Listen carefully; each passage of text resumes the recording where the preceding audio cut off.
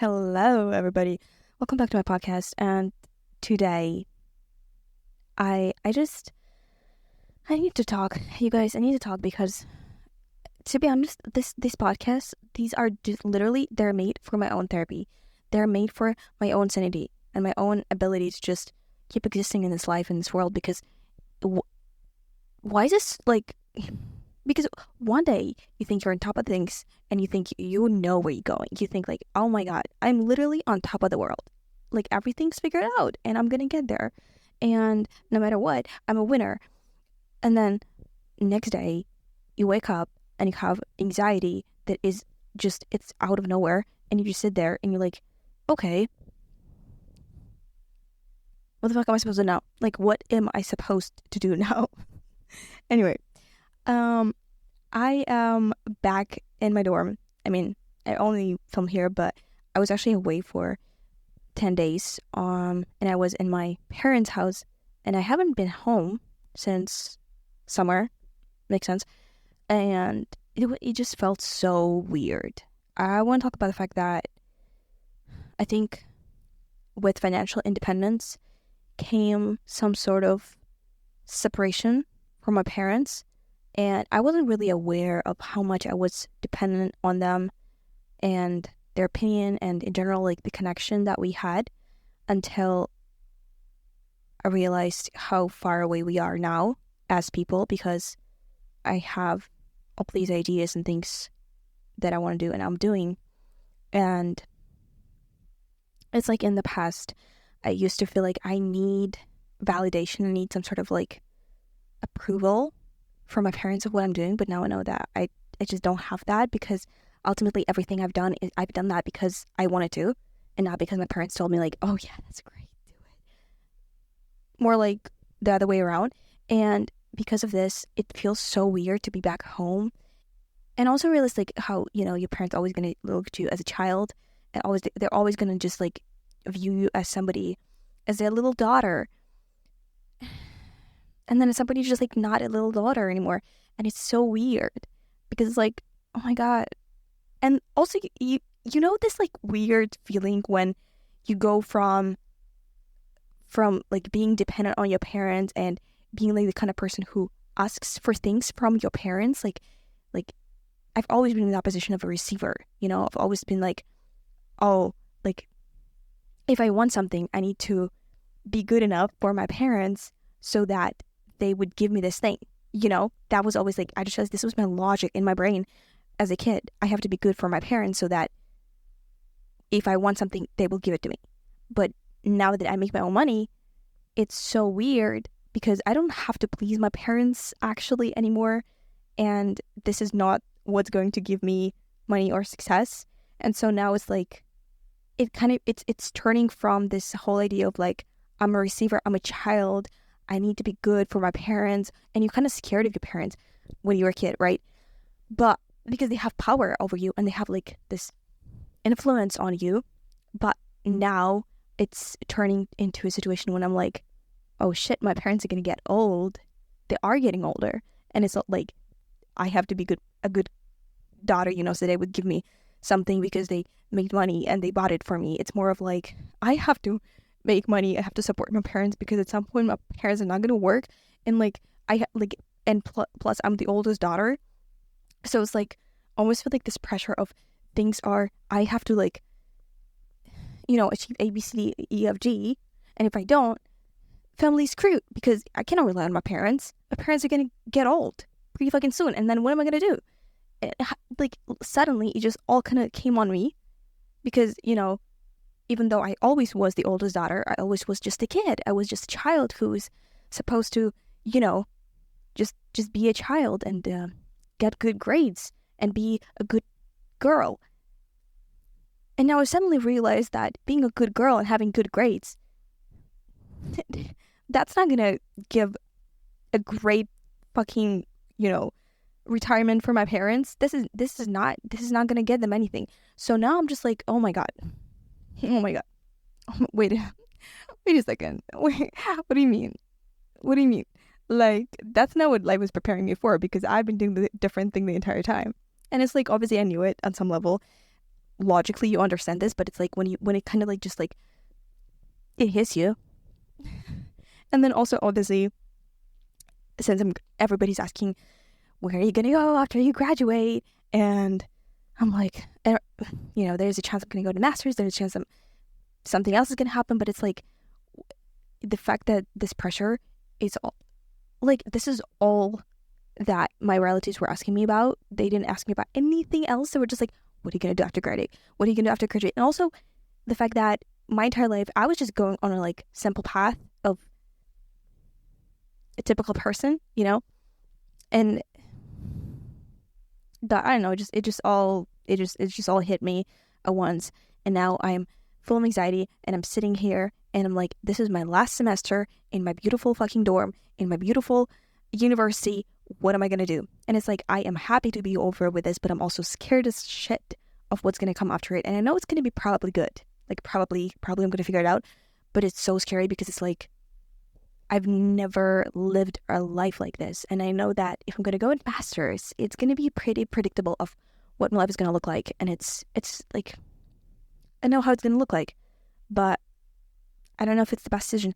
And also, I've talked about this with my friends, is that you kind of like start taking full responsibility for your actions, because you cannot rely on your parents in case if it doesn't work out, because if you go against your parents in some way, and you fuck up and you lose all money, or you just don't know what you're doing, then like, who's gonna help you? I mean, probably in person not gonna leave me alone dying there in the ditch, but at the same time, I'm like, still, like, it's gonna be fucking embarrassing. And there's, oh my god. I mean, am I overthinking? Of course, but at the same time, kind of not, because I want to talk about the fact that money is so underrated in our society, weirdly, because there's so much talk about being greedy, and I think that this is like a common culture that money is not villainized, but it's almost like devalued, in a sense of like, people are like, oh yeah, money is important, but it's not the most important thing, right? Everybody's like, well, it's not like, listen, of course money is great, but it's like, still you have to focus on, love, or I don't know, realizing your dreams, all that. But like, every single thing in life is possible if you have money. Literally every single thing. Like, if you don't have money, you're screwed. Like, it doesn't matter what kind of dreams you have, how much love you can give to the world. And it's like, unless you were Mother Teresa or like Mahatma Gandhi, but I'm also sure they had some money in connection. Speaking, don't know much about them, but you know what I'm talking about. And it's just like so, and I kind of like realized that, how do I say this? I used to be the kind of person who would really prioritize knowledge, and I cared about knowledge that much, and I just wanted to be smart. Like, I will be honest with you guys, I had this like idea of, if I'm smart, then I'm gonna be able to achieve anything I want. Like, if I'm smart, nobody can play me, I can figure things out, and all of that. And like, basically, I thought that being smart is like a solution to every single possible problem. And being smart is great, like, it does help you, I will be honest, but it's also not a remedy. And it's not something that's like 100% going to give you success or happiness or money or whatever it is that you want. And so I'm like, okay, being smart didn't work out. I don't care about being smart. Well, I mean, to an extent. But then I was like, okay, well then what should I prioritize? And to be honest, and it's like, everybody's telling how you shouldn't just prioritize money because it's like superficial, and I mean, having money is not going to make you happy. It's going to just give you more anxiety because you're like going to be scared of like losing it and all of that. And like, okay, fine. But like, literally, guys, you know how far away I am from like making $1 million? Like, I'm very much far away from a position of when, I'm going to have anxiety because I have so much money that I'm like, oh my gosh, how am I going to keep it? Bro, I'm not in that position. Like, I'm literally not in that position. And so I'm like, and I don't know, maybe I just, obviously, I just project my own inner fears of like being left besides on the shrinks of society. But I'm like, I look at people on the streets and I just think like, all of your problems would be solved in an instant if you had money right now. Like literally all of your problems. Like I'll look at some people and I'm like, and why? I mean, I know why. Probably because like it makes sense and it's very beneficial for the higher parts of society to make the common folks believe that, oh, money is not like the key to happiness or something. But it's just, how do I say this? I just think that, you know, having a lot of money can be associated with having a certain lifestyle. It's like, I feel like right now there are two popular lifestyles of like rich people or people who are really showing that they're rich. Is the first one, which is like the ones that are public about their richness, and the, you know, like the rappers, or I don't know, like very frivolous lifestyles where people are just, I've got cars, I've got money, I've got bitches, like all that. And then there's a entrepreneur, CEO, Elon Musk, Mark Zuckerberg, you know, those kind of people that just look, you know, they don't dress very kind of extravagantly. They're not that kind of rich, you know. They're rich, they're very humble, and they wake up at 5 a.m. and go to exercise and all of that. And I'm like, okay, fine, but having money is really not about having either of those lifestyles. Like it can be literally anything, and there are so many different people that have money and they are living a completely different lifestyle, but I think they're not just very public about it, and so that in the kind of cultural context we can't see that many people with those kind of lifestyles. And plus there are different levels of wealth that you can have, right? Because we're not talking about only the top 1%, because they're different levels. But so yeah, I'm not even scared of ending up like a homeless person on the street, but I'm more scared of just ending up in a typical average job, you know, and just going to a 9 to 5, and it like that just gives me depression. Like just even the thought, because I was at those kind of places, and oh my god, like no, like absolutely no, I'm not doing this. Like I would rather die than do a 9 to 5. Like no. No. Mm-mm. No thank you, no thank you. And it's like so many people live like this. Like I don't know, it's just me, like what's happening anyway. And like whose fault is that? Whose fault is that? And also I just feel like, you know, I've seen those Apple Vision Pro ads, and I've seen those, I don't know, I just think the world is going into a wrong path. I'm anti-tech. No, like I don't have anything against evolution and change and growth over society in terms of technology and all of that, because I mean I'm mostly just a supporter of that, to be honest, because I'm like super against traditions actually, and I'm very much like, I mean I'm not gonna go there, but it's like I like innovation mostly. But recently I've been realizing how detrimental this whole thing was to just people.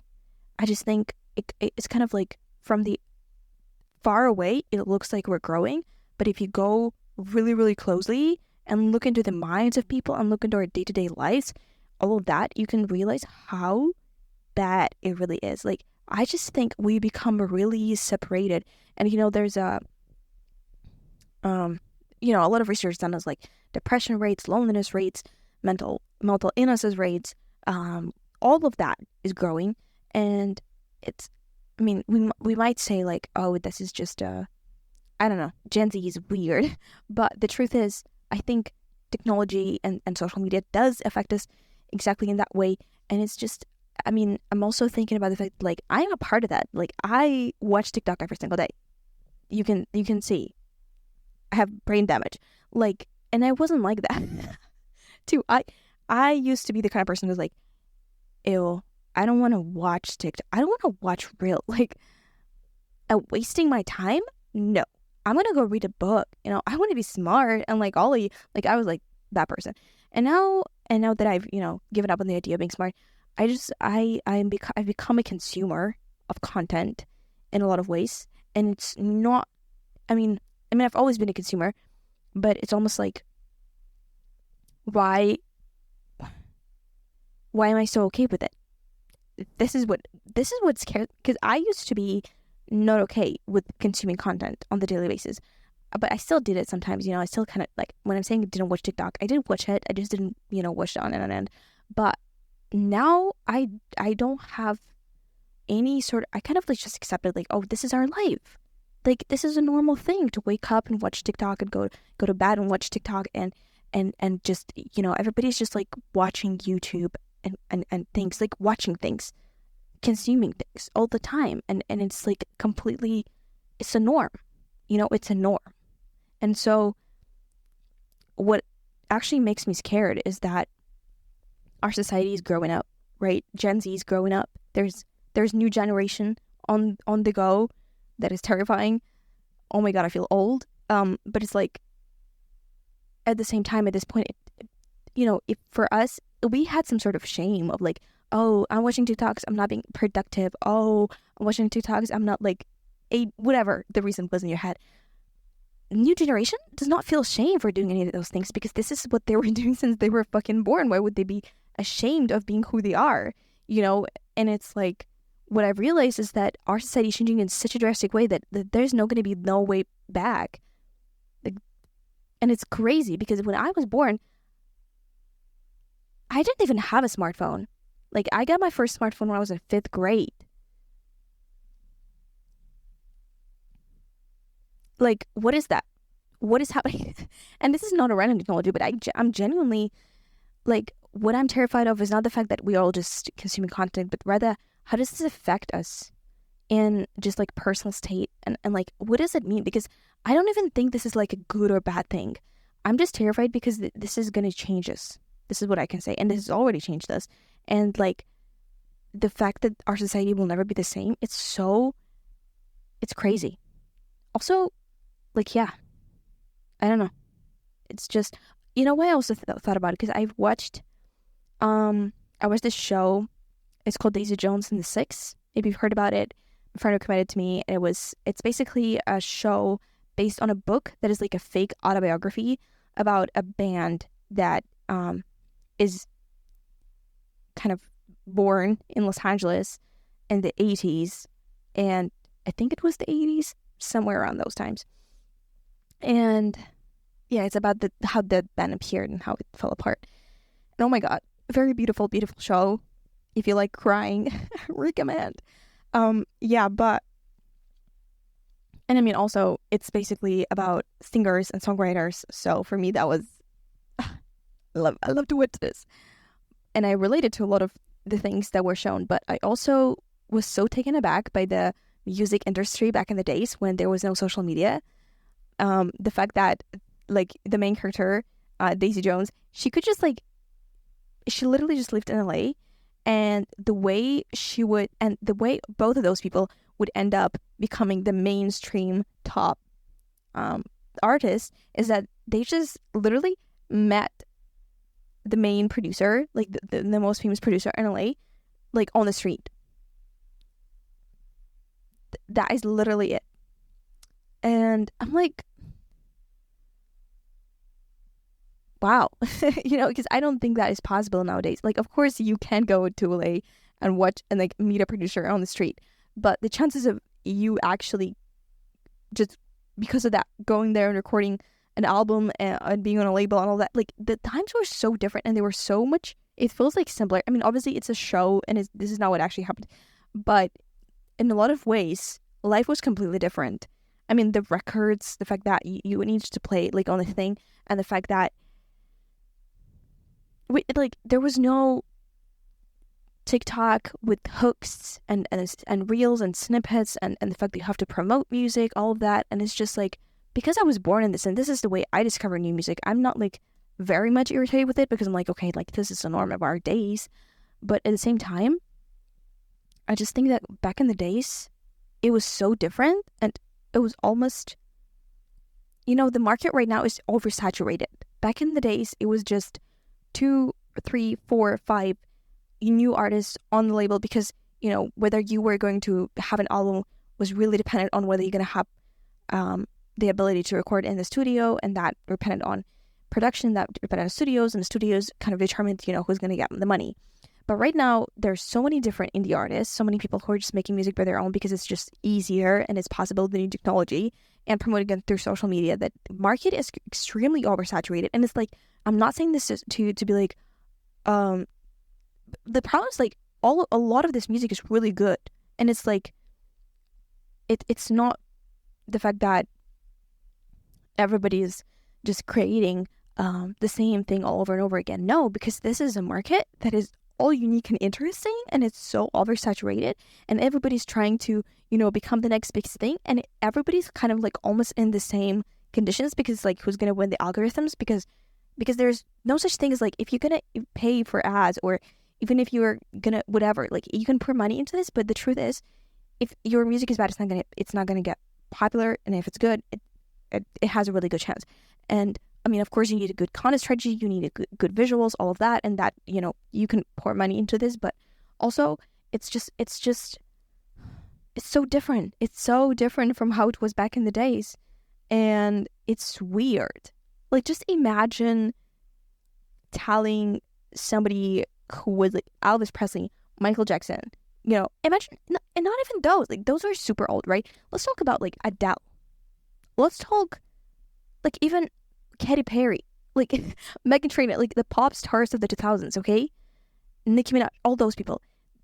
When they got to the top, when they became popular, TikTok did not exist. Reels did not exist. Do you understand? Like, short form content did not exist. It was not even, like, YouTube appeared in what, like 2008? I don't know, but like, it became popular like around 2012, right? This is the year where everybody was watching YouTube. 12 years ago. And that, I mean, not in like a long time ago. No. Just 12 years ago. But I almost feel like right now YouTube is like a daily part of life of every single person on the planet Earth. If you have a smartphone, and almost everybody has a smartphone, like, right? If you have, like, if you live over a minimum wage, you probably have a smartphone. And if you have a smartphone, you probably watch YouTube. And so everybody watches YouTube. Nobody watches TV. And TV and YouTube are completely different things, right? Do you understand? Like, our daily lives have changed so drastically.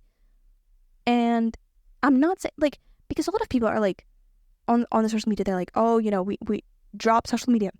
Delete Instagram. Delete every single thing. Go into the woods and draw. That's it. Solution. But I don't think that's going to work, because obviously, like, it's just a part of life at this point. It's in the market. It's in our day-to-day life. So you can't just, like, get it out of it. And of course, you can try to shrink it. And a lot of people are like, oh, I'm just going to, consume this for, like, 1 hour a day. Okay, whatever. You're still doing it. It's like, the thing is, the change has already happened. And so, I don't know. It's just so crazy and so weird that our lives have changed so much in such a short period of time, and everybody's completely okay with it, because it's not just you or me or, like, your friends. It's literally everyone. Stranger from the internet, Taylor Swift. If I can say about Taylor Swift, I'll talk about that. Like everyone, because I feel like people used to have such different lives back in the days. If you were, I don't know, if you were a CEO, you would go to your job and be a CEO, and then somebody was a carpenter, and the carpenter would go to the job and be a carpenter and make whatever they're making. But right now, I feel like everybody's life is just the same. Especially with like remote work. You literally just wake up, scroll TikTok, have a breakfast. If you were like into grind and hustle, you go to the gym, then you sit on your notebook and do whatever you do, right? And then you watch YouTube for like 5 hours, and then you go to sleep. Like, if we just like, I mean, and sometimes you hang out with your family or friends or whatever, but it's like, I don't think that was the life of majority of people back in the days. And you could say, okay, it'd be like just like TV, right? TV is the same thing as YouTube and all these things right now, but it's different. It's very much different because, I mean, the whole thing of information bubble, and how when I open TikTok or Pinterest or whatever, like those apps, they are curated for me, and so they feel like the perfect place for me. I don't have friends in real life that have this have the same TikTok pages that I do. I don't. Like, literally, we are all completely different people. But the things that I have on my TikTok are like people that I would want to be friends with in real life are in those TikToks. And I'm like, where are all of you? On the other parts of the planet, right? And it's so weird because we are so connected, because we can connect through social media, and it feels like we're connecting because you open these apps and these people speak to you. It's your interests, what you like, and whatever it is that you want to do. But then at the same time, once you're off it, you exist in your reality where you're surrounded by whoever you're surrounded with, right? And it's very unlikely that this is going to be the people that watch the same TikToks or like same YouTube videos. And it doesn't mean that like this is a bad thing or anything, but it's just like, it's so weird how, the internet was meant to connect us in a sense that it would show us that there are people like us out there in the world. But by connecting us online, it has completely disconnected us offline. And I think because by showing us that there are people like us out there in the world, you can see the difference between you and other people that surround you in real life so much stronger, because you're like, oh wait, right? Because you can understand yourself much better with internet and social media, because you can understand what you like, what you want to see, where you want to live, how you want, like, you can understand so many things about yourself with the help of social media, because you have access to everything, literally everything that exists out there in the world. But at the same time, this access is just in your fucking phone, and your phone is not reality. Your reality is what you see out there. The reality is physical, and it, the physical borders still exist. That there are different countries, there are different cultures. There are, like, you need to get visas, and you need to know the language, and you need to know so many things in order to be around the people that you maybe relate to and maybe you would like to be around. But it's not that easy. And that just, I feel like instead of making you feel connected, it doesn't actually make you feel extremely disconnected, because you're like, oh my god, I'm not where I'm supposed to be. I don't fucking belong. That's it. And back in the days when people didn't have the internet, because television is completely different from the internet. Like, you might say like, oh, it's just the same thing as consuming content, but no, because on TV you watch whatever is shown, really. On the internet, you watch whatever you want to watch, whatever the perfect content for you will be from all over the world. And this is completely different from TV, like completely different from TV. And so I'm just like, how are we supposed to exist in this world when it has changed so much? And it's weird. Anyway, this episode was filled with anxiety and crazy thoughts, and I don't think I've made one single joke today, but I'm sorry. I think we're all doomed. Like, Black Mirror.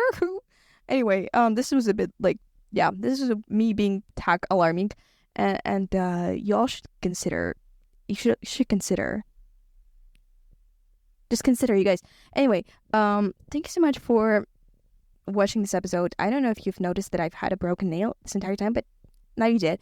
Anyway, it hurts very much, but it's fine. I'll survive it. This is gonna be the end of this episode. I don't even know what it was. Like, I don't even know what it was. It was just, I'm just fucking terrified of my future, of our future, really. Like, what are we doing, guys?